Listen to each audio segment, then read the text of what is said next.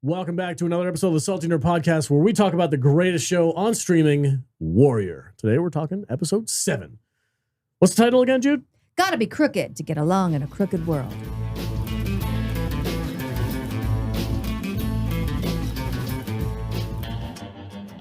Welcome back, everybody. As always, we're going to be discussing the latest episode of Warrior. You're joined. I'm joined, yes. I'm going to probably put some salt on this episode, but I'm joined as always by Jude. Hi. Hello. What's up? Also, Kate is just here. Yes, I am. And I don't know why you would have salt for this episode because it was amazing. I mean, I'll get there. We'll get there. It's fast travel stuff. And joining us via internet. Via the internet. Hello. from my bunker. Yes. Deep inside Casa From his sick room. Vader.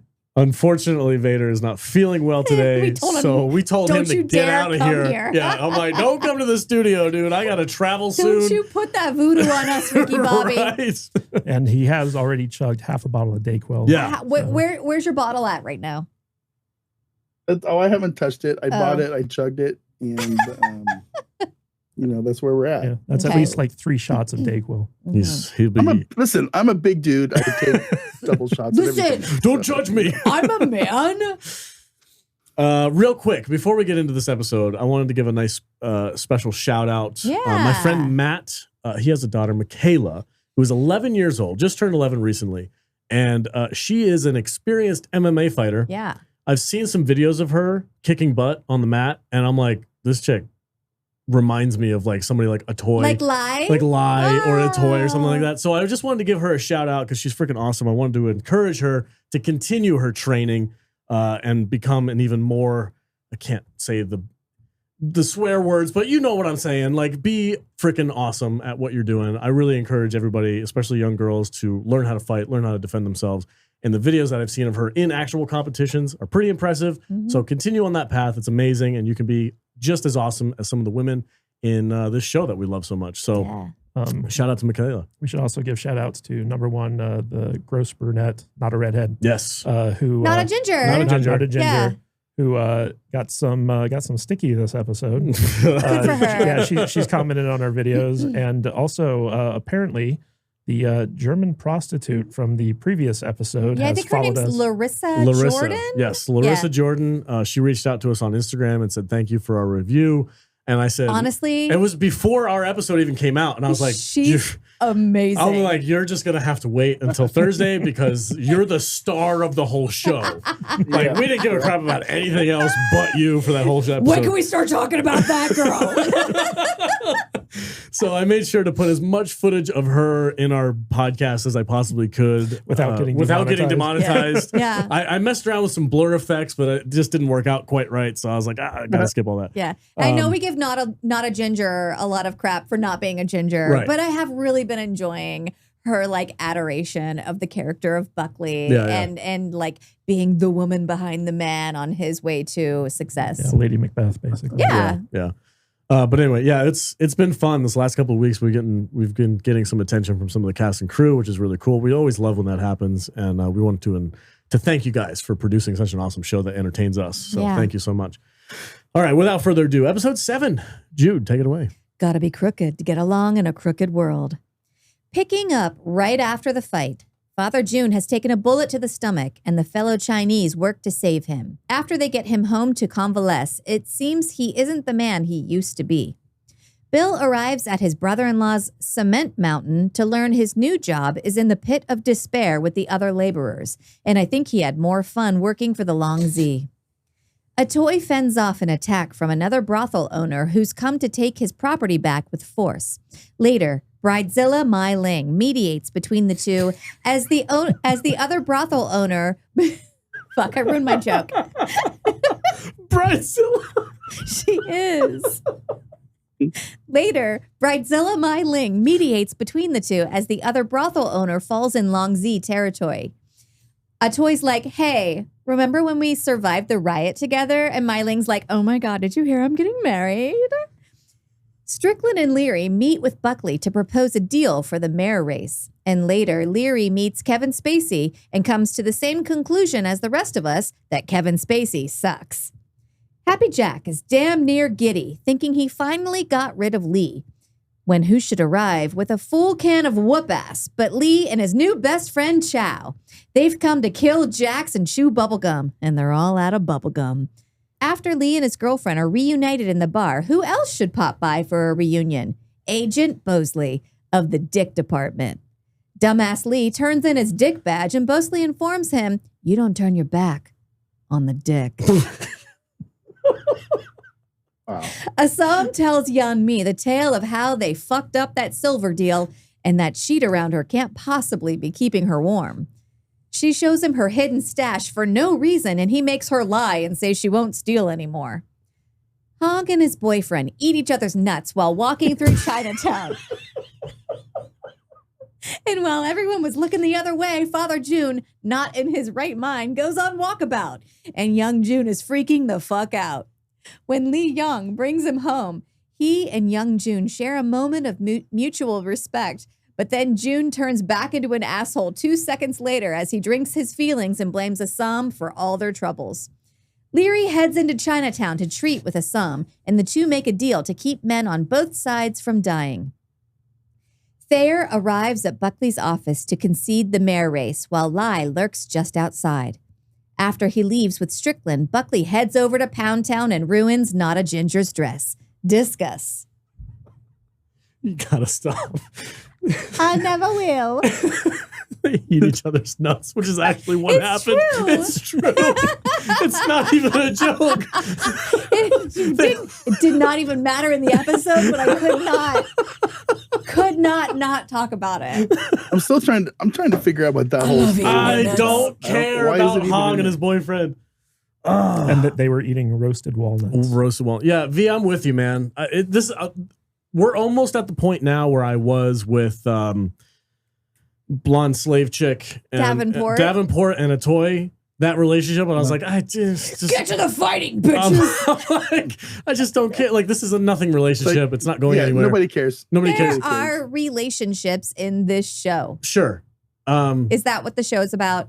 Not necessarily, but I enjoy that they're putting relationships in so that it's not just like hitting you over the head with like tongue fights and battles and this and that. There are also lives being lived. But remember, go ahead, V. All I want to see Hong do is go, "Okay, boss," and go mess people up. That's all I want to see Hong do. Well, I mean, I don't mind having more Hong on the screen, and if they want to explore his relationship with people, it's whatever, it's fine. But like, I hope that there's a point to this. Listen, he's Hong and he's here to suck dong. I think it's also important to point out that they've continued with the inside joke about how Hong just eats in every scene that he's in. He does. He does. He's always eating. I love he's it. the Brad Pitt of Warrior. Yeah. I'm all for it, 100%. Yeah. But I just like, if they're gonna spend screen time, instead of showing us how Chow and Big Dick Lee fast traveled from Georgia back to San Francisco, instead they want to show us Hong hanging out with his boy toy. I'm like, if there's not a point to this, then we're wasting screen time. I want to see my favorite characters figure a way out of Georgia without getting arrested by the law, who's still maybe like hope. Okay, let's give him the benefit of the doubt and say that they're building this relationship because his boyfriend also has something else going on. And they're introducing this character for a reason, other than just being a guy that Hong is fucking who will eventually die that gives Hong more motivation to fight. Sure. That's what I don't want to happen. You don't want that to happen? No. That's exactly what I want to happen. So can we talk about the fast travel just for a second? Yeah, please. Yeah. So this episode basically starts with Ah Sahm and Young June showing up with a wounded Father June at the Hopway headquarters. And so they've come back from northern Nevada, supposedly with Father June Silvertown bleeding the entire way. Yeah, with a gut wound. Yeah, with a gut wound. So they either made it back in record time or it's been a full week. They probably had a dragon. So no, here's the thing. And I'm giving this the benefit of the doubt because my bigger issue is with Chow and Big Dick, but I understand this is also fast travel. You can live with a gut wound for a long time. According to Quentin Tarantino, yes. Yeah, for a couple of days.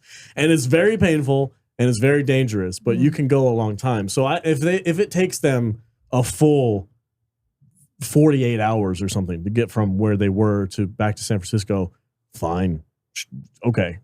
I wish I would have seen something, but I can get it. I can wrap my head around that. Yeah, but here's, I don't know, I think a more realistic perspective is that they traveled from where shit is going down, and the ride from there to San Francisco is probably a day at least. 24 hours? Yeah. Sure. But they probably stopped somewhere in between there to have some medical assistance. But they didn't tell us. Yeah, I mean that's all headcanon. And also, so like with Chow and Big D Lee, you know, it takes them about a week to go cross country from California to Georgia, right? Mm-hmm. He's been gone a while. By train.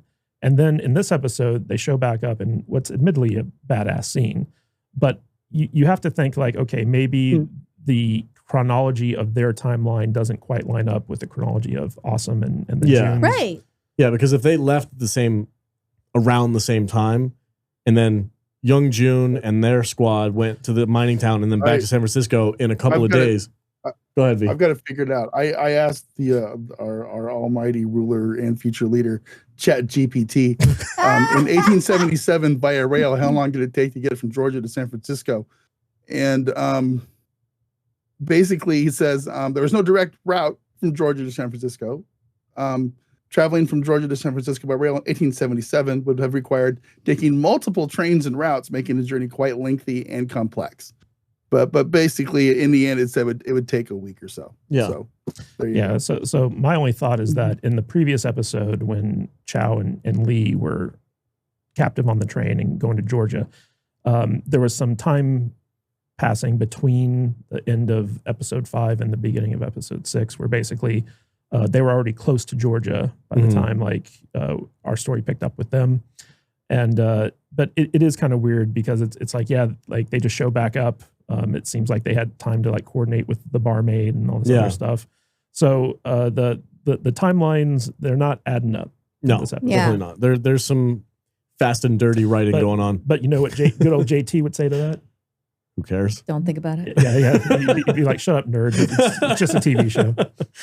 Well, actually, this was based on a real journey that Watch him pull something out of his hat. Like, oh, actually, this is what really happened to these characters in this real world scenario. And we're all going to look like idiots. But either way, I also was really like, okay, is this the episode where Happy Jack got shot? Yes. Okay. Which was an amazing scene. Like they really started that one off with a bang. It was really cool. Also, how are they not getting heat for that? Happy Jack had a gang, and his right-hand man was like his muscle, who was also there when they betrayed Big Dick Lee and Chow, and also the guy who was counting the counterfeit money.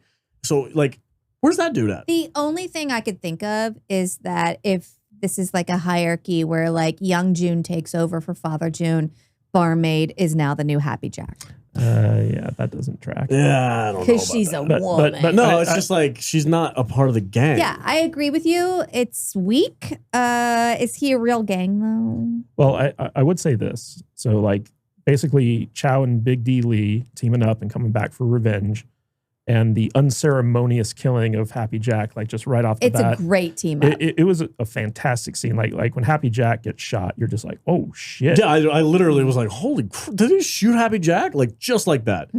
And yeah, it's cool. I love seeing Big Dick Lee and Chow work together. And the irony of it is like, it was the first time we actually saw Happy Jack being happy before he got unceremoniously destroyed. Giddy. He's like dancing in the friggin' streets and stuff. He's like, this is a great time to be alive. Pow. and so like his, was it niece-in-law or sister-in-law? I can't remember. Niece-in-law, I think. Sure. So she's the one who blows open his chest with a shotgun. Right. But it's Chow who finishes the job. Shoots him in the head. He double taps. Dude, savagery. Yeah. I'm loving this new brutal Chow. And it was a total Lethal Weapon moment too, because it's like Chow and Big D, you know, like together again for the first time, you know. Yeah, I love the team up. Yeah. I just feel like they took this huge story that could have been told and they went and like Yeah. They shrunk it down to like Where's 3 the minutes. story of them getting back from Georgia. I was so upset. I wanted I wanted them. It could have been its own spinoff. What I could have seen happening, and I think would have been really, really fun, and I'm not, this sounds stupid. I'm a better writer than, no, I'm not. But I'm just saying, however, if they spend the next 2 episodes of them tracking, give them 15 minutes of screen time tracking their way back. Half an episode. And Spoiler, they don't. No, they don't. And then in the season finale, which I haven't seen yet, and then in the season finale, that's when they show up and they see all that's transpired since they've been gone.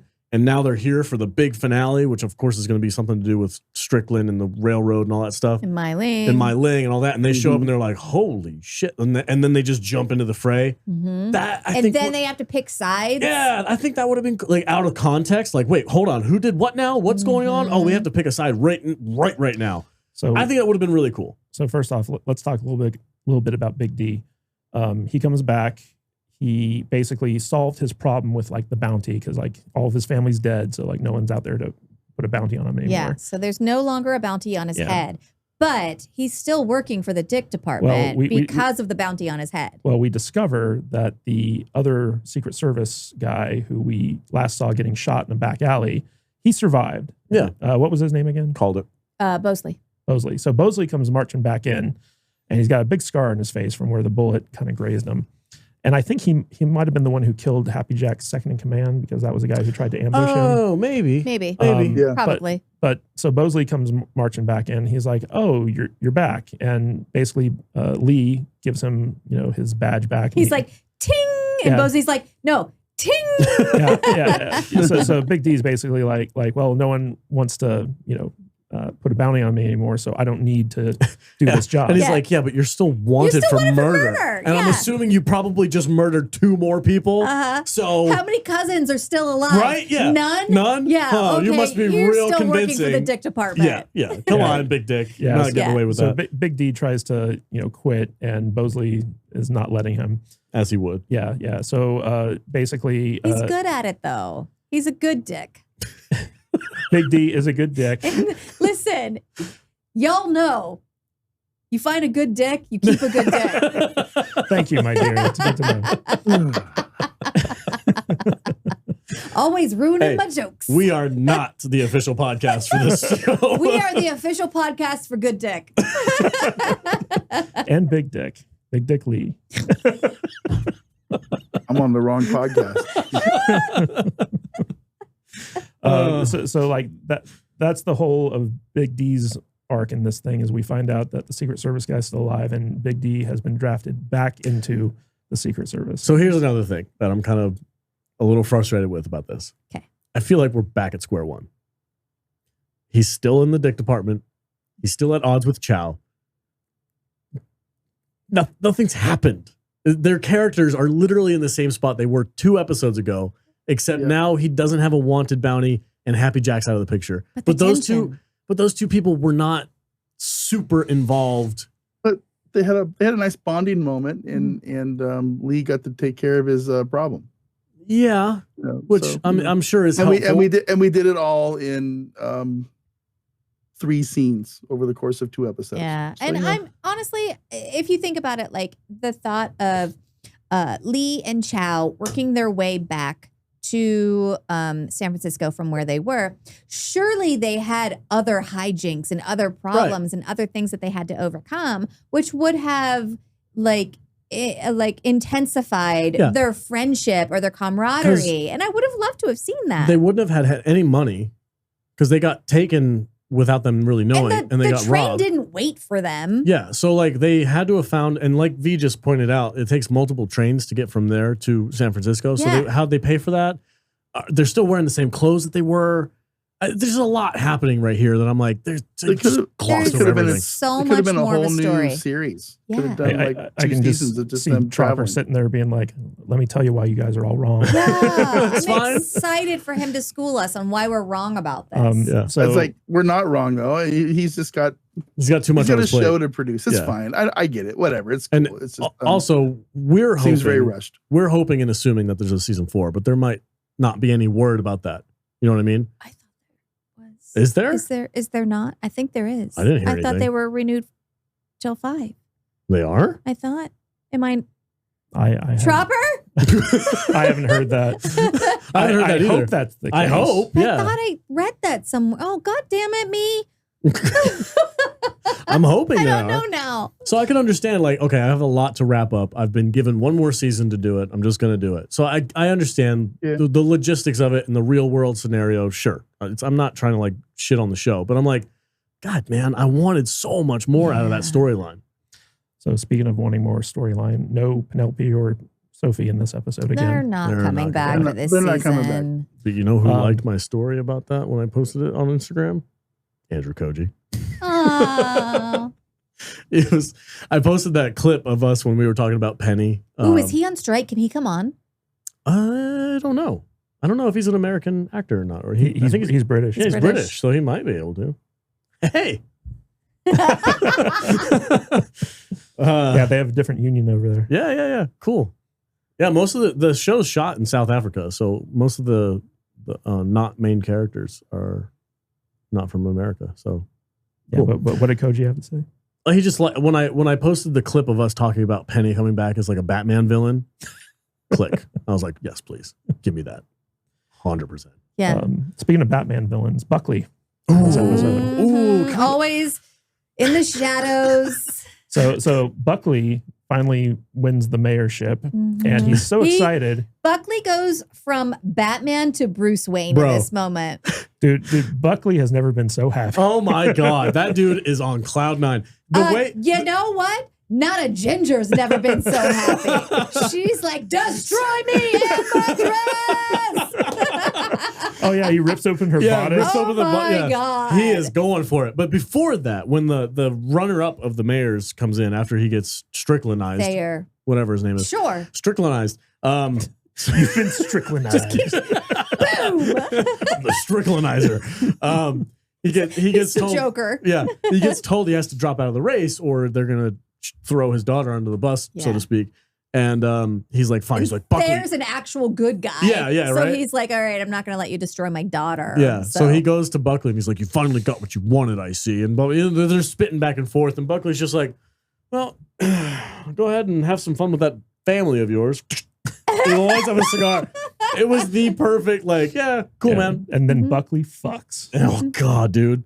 V, tell me about this scene. We all got to see it. Because I know you and I both are like, it's not something that I wanted or was expecting to see was Buckley burning. He fucked her with his peg leg and everything. You know it. He dropped his cane. Yeah. He put his cane down. He's like, I got this. Yeah. He was like, I don't even need it. I stand on 2 legs right now. I mean, it's literally the first time we ever saw Buckley like emote.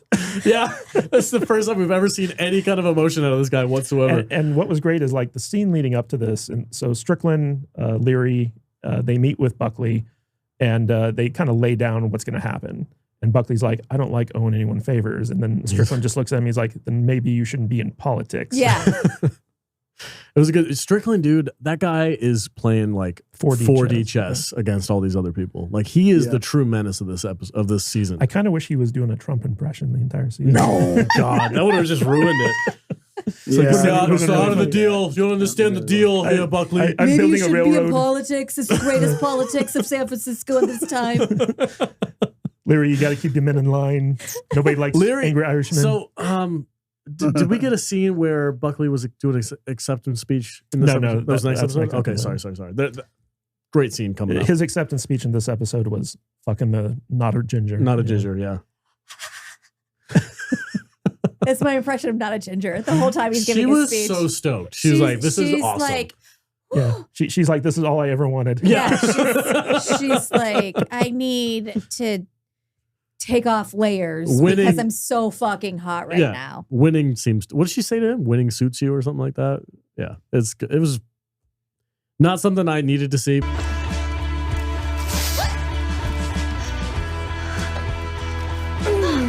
But go Buckley. Go Buckley. I needed it. Yeah. So let's take it down a notch and talk about what happened with Big Bill this episode. I feel for this guy.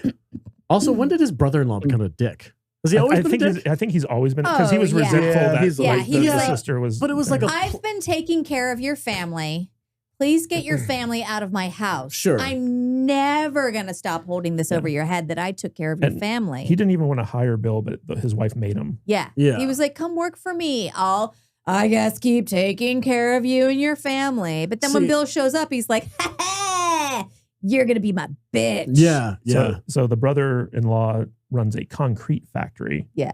And basically Bill shows up thinking he's going to have a cushy office job. And he's like, oh, I can't be showing favoritism. So you're going to be out hauling concrete. Don't even think about trying to escape. That sounds terrible. Hey, listen, there's a couple of scenes in this episode where that you totally relate to. I'm watching Bill like just completely covered in dust, shoveling and carrying these bags around. And going, when his bag explodes. oh, he's so frustrated. Yeah. And I'm watching this and I'm like, I've literally been in that exact same circumstance. You trimmed your beard. I did. You like it? My goal, I don't know. I have a hat on today because I didn't do my hair, but my goal is to look like Big Bill's younger brother. This is the best I can do. I can't look like Big Bill. Stop it. I'm trying to go for Big Bill's younger brother. And put your glasses back on. That's my goal. Unabomber time. These are nice glasses. So one of the hardest scenes in this episode was, like we see Bill, basically doing this like hard labor. He's having to take a bath because he's old and his joints ache.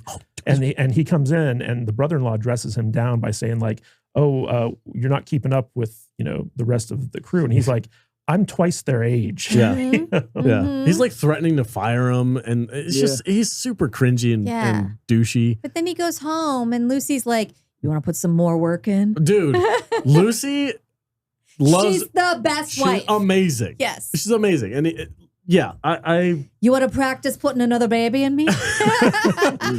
She's like, what am I going to do with a strong man around the house? And he's like, what did you just say? It was great. I love the relationship. Let's get you cleaned up for my vagina. Stop it, Jude. She's like, I'm not a ginger either. Stop it, Jude. Can't take it when you do that accent. It's just, I don't know. I love the two of them together. They're so great. They're the best. They're if awesome. she dies, I'm fucking we done. Riot. Yeah. If Lucy gets hurt in any way, we riot.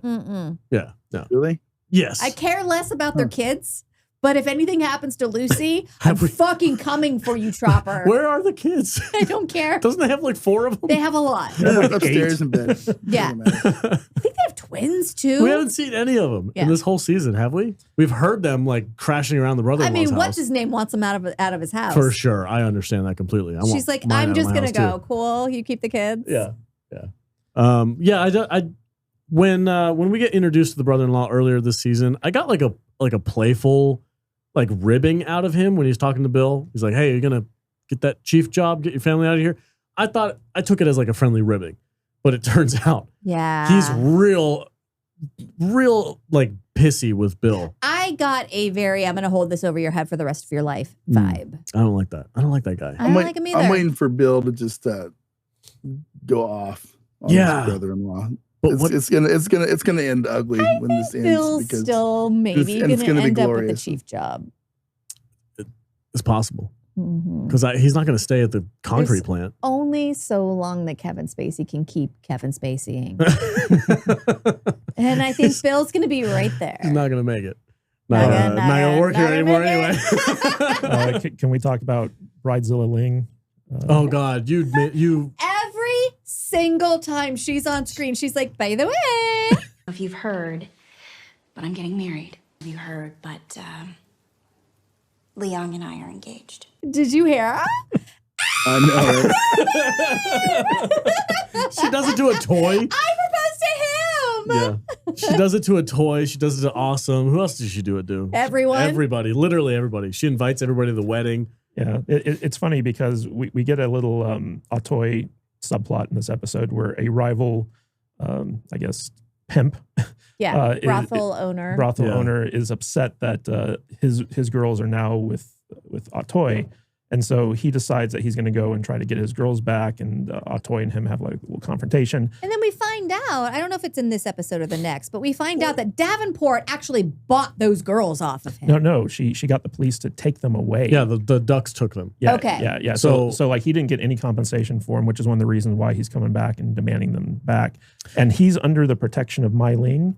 And so Mai Ling comes in to mediate this thing. And that's when she's like, oh, BT dubs, I'm getting married. Yeah. Can you come to the wedding? If you've heard, but I'm getting married. So Be my bridesmaid. to tell you the truth, I actually thought Mai Ling handled that whole situation pretty well. Yeah. Like as far as like a mediator and who's in charge and like who's going to get what. She was like, yeah, I think She's he's like, a piece of shit, but he's under my protection. Yeah. So what are you bringing to the table? And then she's like, fucking take it. Yeah, you because idiot. I'm mediating here. Yeah. She has every right to fucking kill you, but you're under my protection, so take the money. Yeah, I thought the way she handled that the whole tabletop situation was, I can't think of any better way to do it. Yeah. I'm like, you're going to get compensated a little bit. If you're mediating between two pieces of shit who own women, I mean, who do you side with? Yeah, It's a tale as old as time. Well, you side with the woman, I guess. Yeah. But what was funny is that when Mai Ling goes to Awesome and she's like, I'm getting married. I want you to be at the wedding. You heard, but Leong and I are engaged.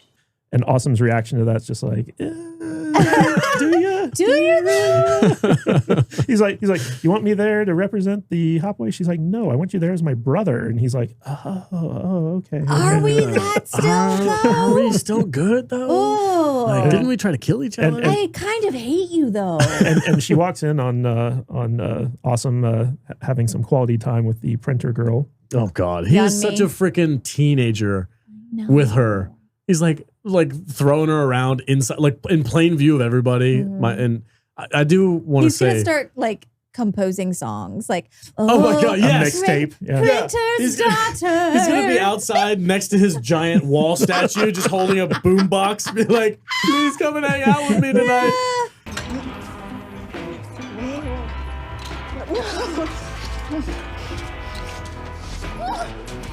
Some interesting stuff is happening with Father June in this episode. So like after sad. after they save his life from the gunshot wound, apparently that traumatic experience has knocked something loose in Father. Well, I think he's had like a fever that has gone to his mental capacity. It was really quick, but I was really curious because I was really confused as to why Father June was having like brain problems. Yeah. So I went back and I watched the earlier part of the episode again to try and figure out if they said something. He has an infection that has moved. Yeah, he has a fever, a continuous fever that has affected his ability to think. It's affecting his brain. Mm-hmm. He's having a hard time with it, and they can't kick the fever. So every scene that we see Father June in, whether or not he's like stable and actually talking with young June, which sometimes he has an infection. Yeah. And it's taking a toll on his body. He's in between periods of lucidity and fever dream. Yeah. Because I was like, well, if they were going to do this storyline, like, wouldn't it make more sense to have somebody like hit him on the back of the head or something? But it's the infection that's making him hallucinate and lose consciousness and stuff like that. Young June does not like seeing his dad like this. And he feels so helpless. And there's a scene. He's trying to hide him from it too. Like, so that the Tong doesn't know that his father Well, he's trying to protect his honor. Yeah. And towards the end of the episode, basically, Father June goes on walkabout, and young June doesn't know where he is. He's very worried about him, and the Tong thinks nothing of it because they don't know. Yeah, wait. He wanders into Long Z territory, and the Long Z are kind of like messing with him. And Father June in his delirious state, like he thinks he's younger and he's going to scrap with these guys. He got like a little knife. And the Tong members are just like making a joke. They're like pushing him around, and then Lee Young comes out, as he always does, like a freaking badass with his duster coat on, and takes him by the hand, puts his coat around him, and leads him back to Hopway the one territory. guy with honor. Yes. Dude, I'm going to be honest with you. The way this was acted and portrayed, he's becoming one of my favorite characters. Lee Young's is probably my favorite character too. Yeah, Lee Young's awesome. He's the most honorable person in the show. 100%. And the way that this whole thing was portrayed and acted by all parties across the board, like I was choking up a little bit. When young June sees him coming out of the fog with his father and realizes that he's there on like kind of like a mission of mercy almost, and Lee Young doesn't make a big thing out of it. He's just like, your father needed help. Here he is. It was a beautiful scene. Yeah. Like it's about as sentimental as Warrior gets. Easily taken Father June out. Oh, yeah. But he didn't. He walked him home. Yeah. It was really a sweet gesture. was a beautiful scene. And Young Jun was like, they had that moment where they locked eyes and they were like, I see you, you see me, I get you, you get me. And he walks in the house and immediately becomes an asshole again. But here's the thing though, like with Young Jun, so even though this was a nice gesture, he still doesn't trust the Longzi. Yeah. And he blames Ah Sahm for the current state of his dad. He's not wrong. I mean, the reason why that happened was because Ah Sahm had to be the hero. Because Young Jun was making stupid decisions. Not at the German silver mine place. That whole thing worked out. Everybody was happy. They had money. Everybody was good. Decisions were made that worked out for everybody in favor. Ah Sahm saw that poor kid and was like, well, I got to go be the hero.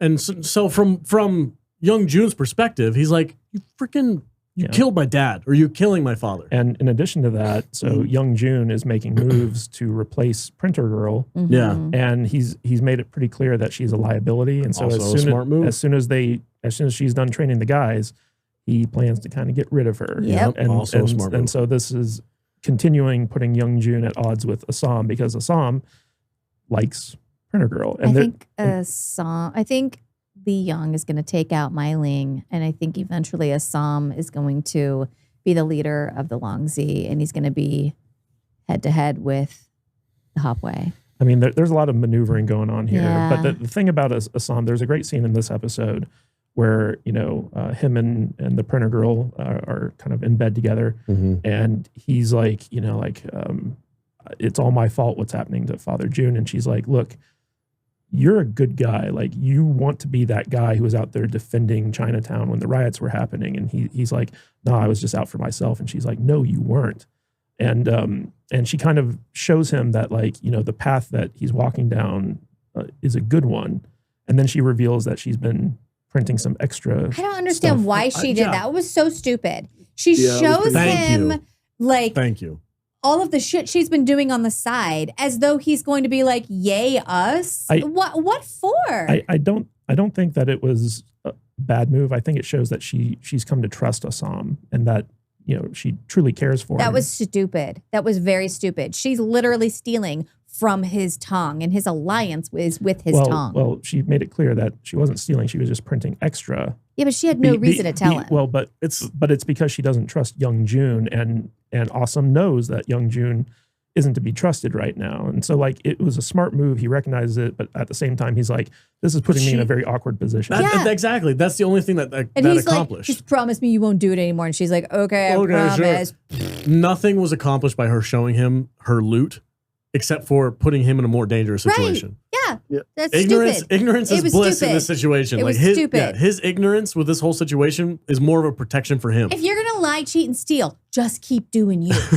So now if she takes off, though, Young Jun's going to have even more reason to not trust Ah Sahm, because he's going to know that he told her to leave, right? So yeah, there's this. It's a no-win situation for Ah Sahm at this point, I think. So one of the interesting things about this episode is, like, Ah Sahm did not have a fight scene in this episode at all. Like, there's a scene where he, like, punches someone, but it was mostly to, like, prove a point. And this episode starts off with, like, the young Irish guys that got fired because they were, like, picking on the Chinese guys from Leary's jobs.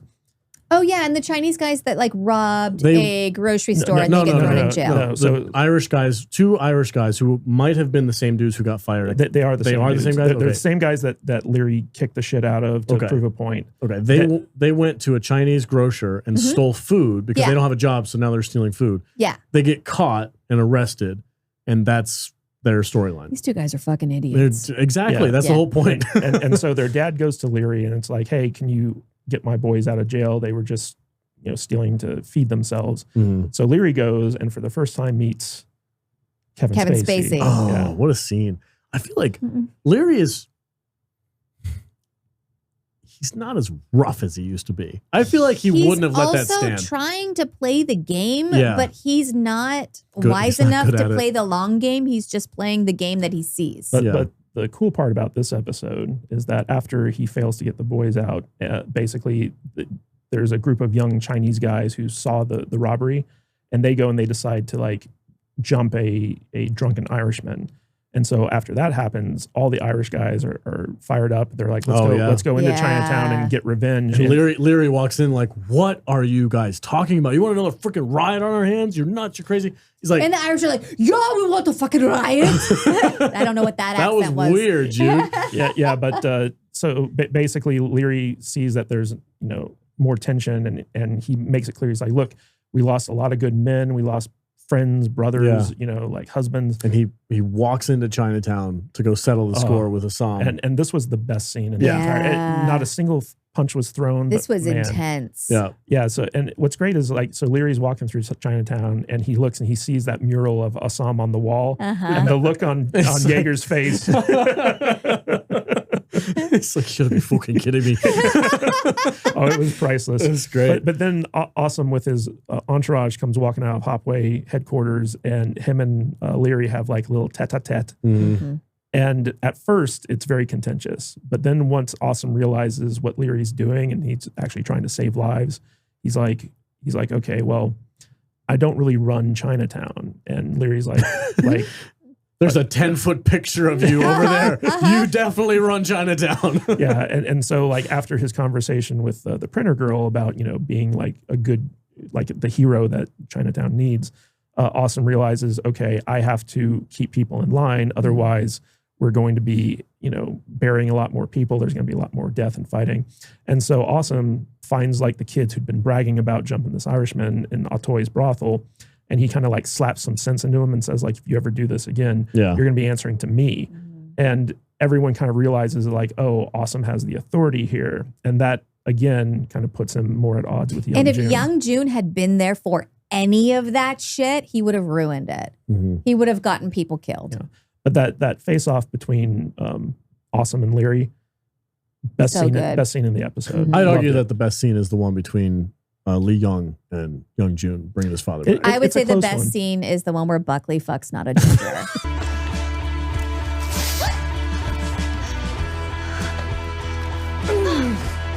There's so many good scenes in this episode.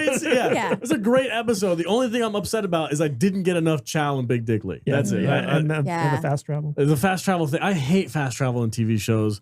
Unless there's literally nothing happening, fine. Fast travel. Or at least if it's congruent. So like, okay, it's a week later. Father June's already in bed getting treated. Stuff like that. I mean, I think you're right. Game of Thrones has ruined fast travel for me. I am like, I've got freaking irritated every time since then. We never would have even thought anything of 5-6 years ago. Yeah, he's back. Cool. But now we've got Game of Thrones, which the reason why we're so upset about that. We call bullshit on everything now. Yeah, because in the early seasons of Game of Thrones, they took their time. Yeah. They were like, hey, you're going to travel 3 months to get here from King's Landing. Right? And it was like 4 or 5 episodes before, it finally arrived. Oh, cool. Wow, that was a long trek. My love, we've been traveling for months. Yeah. Surely the dead can wait. And then you get back to the later seasons and they're just like popping in and out of places left and right and within one episode. And you're like, wait a second, what happened? And now we have like that on our radar. So every time we see it, we're like, that's bullshit. But, you just blame Game of Thrones, guys. The next episode is written by Hoon Lee himself. It is. And it should be a good one. You guys haven't watched it yet? We watched it. Oh, okay, I have to. Yeah, it's really very good. We watched it after we watched. Guys, I'm sorry, I've been so quiet. I feel like I'm dozing in and out of consciousness. It's okay, buddy. Do you need more Dayquil? Yeah, take another swig. No, I think I OD'd a little bit. Just real quick before we polish this up, man, what was your favorite scene in the episode? I don't remember what episode we're talking about. All right, man, you get some rest, buddy. It's been a long day for you. I really, really appreciated the acting and the portrayal of Father June, Young June, and Lee Young. Yeah. Okay. That scene where Leon brings Daddy June back. Mm-hmm. That was, like we said, that was really good stuff. I really appreciated that. That was good acting all around, and I thought it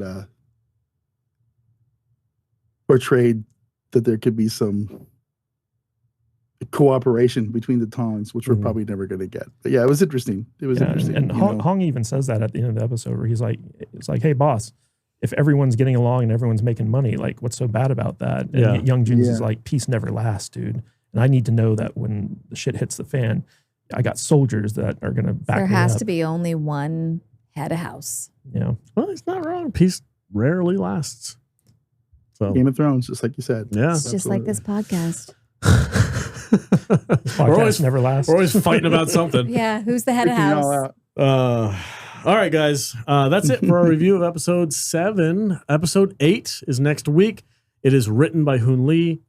I've already watched it. I'll tell you, it's really good. Can't wait It's to really talk good. about it. It's probably one of the best episodes of the season. Yeah. We were going to talk about it today, but we didn't want to do it without Vader in the house. Yeah, we have to. I prefer to have people in house with us, so I'm going to wait until Yeah. this sneeze fest. And Vader's better when he's drunk on alcohol as opposed to Dayquil. That's what we replaced him with I today. seriously need to go take a nap. Right, V? I got the Yeah, live stream to there do, you go, so I V. don't wanna- That's our replacement for Vader. It's just a bunch of booze.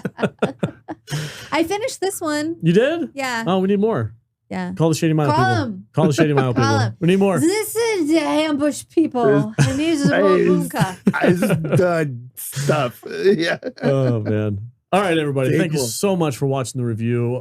These are some of our most popular videos right now. So welcome all of our Warrior fans. Thank you for watching the videos. It's a lot of fun. It's so fun seeing And, all the people talking about Warrior now. I'm yeah. like, listen, I've been here since day one. Right? motherfucker. You don't know me, but I've seen you come up. And shout out to the cast and crew who have reached out to us as well. Thank you guys so much. There's It a means bunch lot. of Warrior fan pages now, Yeah, which yeah. is cool. Awesome. All right, folks. Have a great week. We'll see you next week for episode 8. Stay sticky. Stay sticky. Say, what did I say? Sicky. Oh, I I'm like not- Vader. I like Vader. Stay sticky. Stay sticky. Stay sticky. Bye.